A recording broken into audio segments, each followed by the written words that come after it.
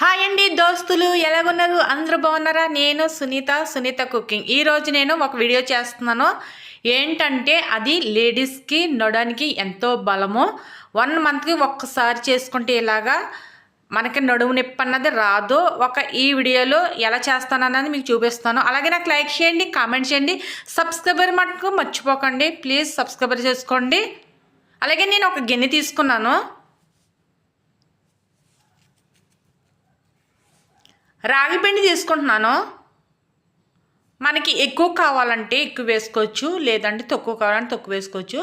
2 కప్పులకు సరిపోతుంది. 2 కప్పులు వేస్తున్నాను రాగి పిండి. చిన్న కప్పుడు బియ్యం పిండి,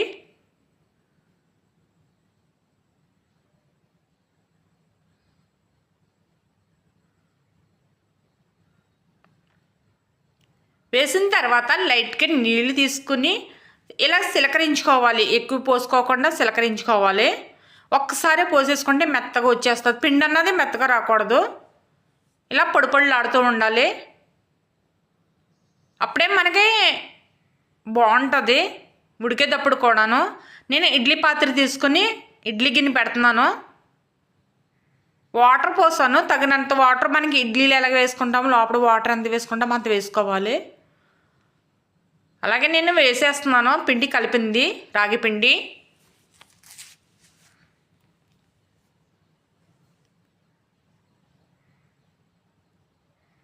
మనకి ఓల్స్ ఉండాలి చుట్టూరు ఆవిరి రావటానికి. అవి ముయ్యుకోకుండా ఆవిరి రావటం పెజ్జల కింద ఉంచుకోవాలి. నేను స్టవ్ వెలిగించి స్టవ్ మీద పెట్టాను.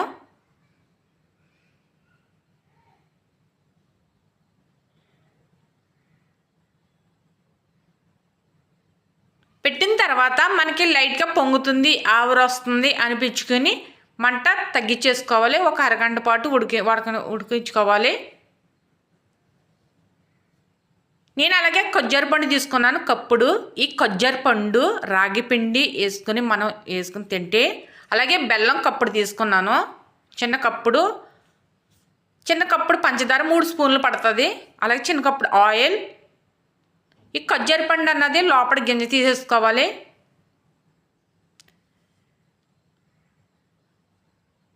మనకి రక్తం పడుతుంది. అలాగే ఒక మంత్లీ లేడీస్ ఇలా తింటూ ఉంటే మనకు నడుము పోటు అన్నది రాదు.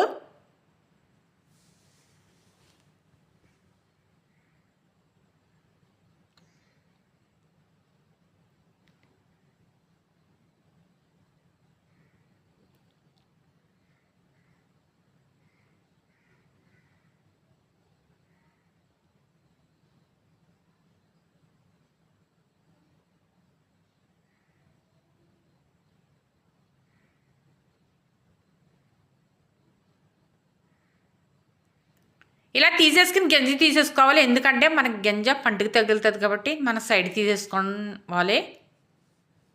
ఉడికిపోయిన తర్వాత నేను ప్లేట్లో వేసాను. కాలుతుంది నా చెయ్య.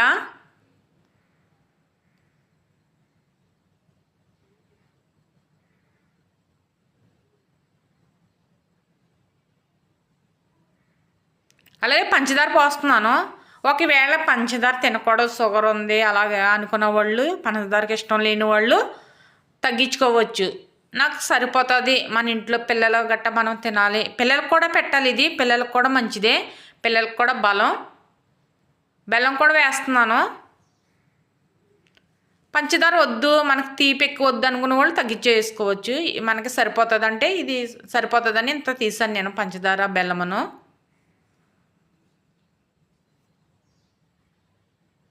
ఇలా మెత్తగా అసలే చపాతీ పిండి ఎలా రబ్ చేసుకుంటామో అలాగ మనం బాగా చపాతీ పిండిలో స్మూత్గా వచ్చేయాలి రాగిపిండి అన్నది.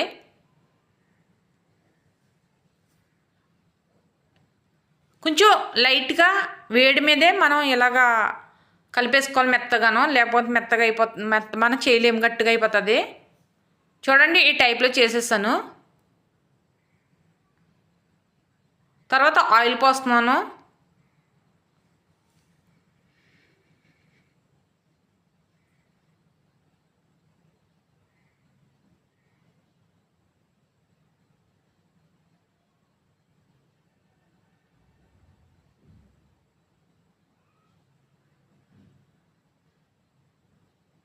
ఆయిల్ పోసుకోవాలి, మనకు తగినంత ఆయిల్ పోసుకుంటే ఆయిల్ కూడా వేసుకుని చక్కగా నేను ఖర్జూర పండు తీసేసి పెట్టాను కదా కప్పులో, గింజలు తీసేసాను.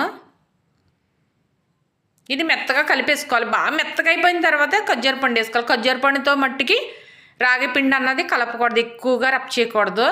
మనం తినేటప్పుడు ఖర్జూర పండు మనకి నోట్లో తగులుతూ ఉంటే చాలా టేస్టీగా ఉంటుంది.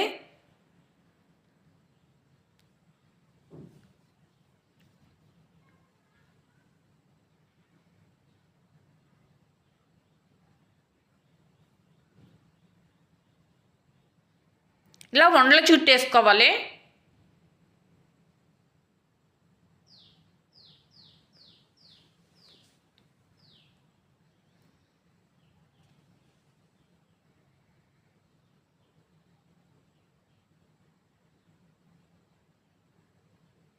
ప్లేట్లో పెడుతున్నాను నేను. చట్నీ అని వేరే ప్లేట్లో పెట్టేసుకోవాలి.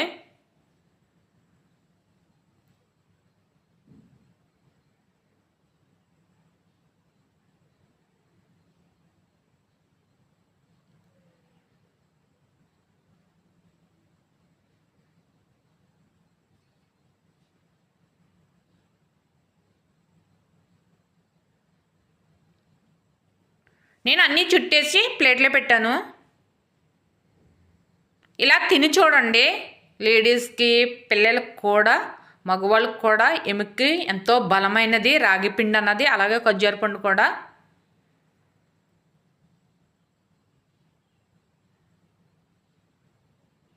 ఒక్కసారి ఈ విధంగా చేసుకోండి. జస్ట్ ఎక్కువ టైం కూడా పట్టదు, తొందరగా అయిపోతుంది, అలాగే మనకు బలాన్ని ఇస్తుంది.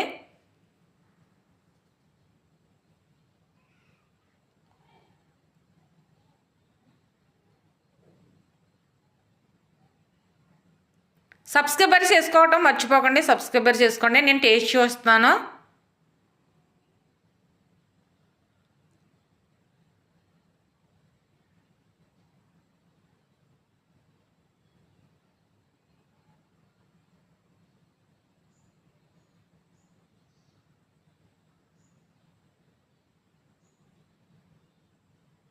సూపర్గా ఉంది. అసలు ఎంత బాగుందో. ఒకసారి మీ ఇంట్లో కూడా ఇలాగ ట్రై చేయాలంటే ట్రై చేయండి. చాలా మనకి మంచిది కూడాను.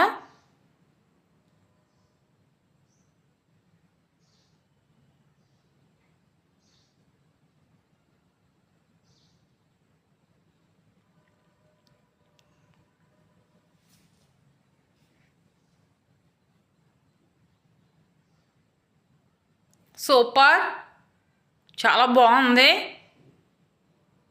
బలానికి బలం, టేస్ట్కి టేస్ట్.